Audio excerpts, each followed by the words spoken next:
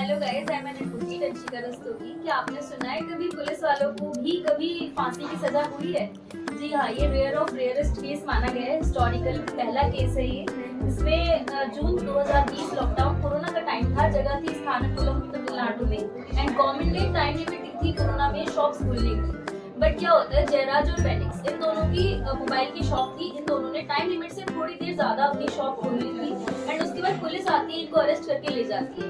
And arrest करने के बाद पुलिस स्टेशन में इनको पुलिस स्टेशन में 10 लोग थे। वो लोग इतना टॉर्चर करते हैं, इतनी बेरहमी से पीटते हैं, बिना किसी मुकदमे में आरोपी बने। उनको इतना मारा गया कि पूरा खाने में खून बहने लगा, खून से लहूलुहान हो गया एंड उनकी बॉडी से खून नहीं रुक रहा था। उन्होंने अपनी 7 बार लुंगी चेंज की, फिर भी उनकी बॉडी से खून बहना बंद नहीं हुआ।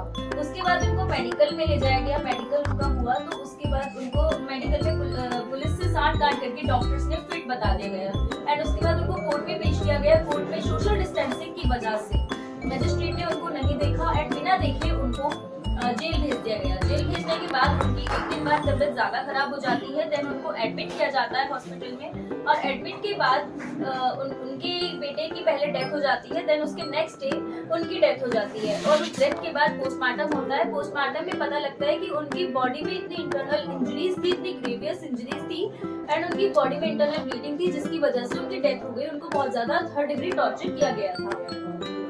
देन ये सब सुन के पब्लिक सड़क पे आ जाती है एंड सड़क पे आने के बाद ये केस दिया जाता है सीबीआई को एंड सीबीआई इसको अच्छे से इन्वेस्टिगेट करती है एंड इन्वेस्टिगेट करती है। तो उसमें क्या लगता है कि उसमें एक महिला पुलिसकर्मी वहां अवेलेबल थी जिन्होंने उसमें गवाही दी थी एंड उनकी गवाही के बेस पे ये केस का बेस बनता है, एविडेंस के रूप में बेस लिया जाता है उसका।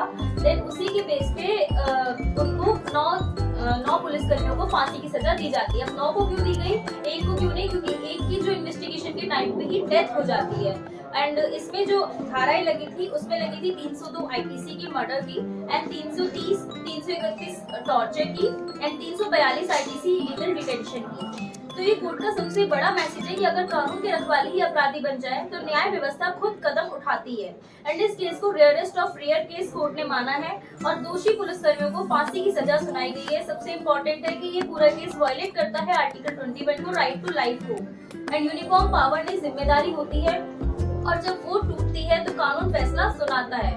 Follow for more information advocate Anshika Rastogi.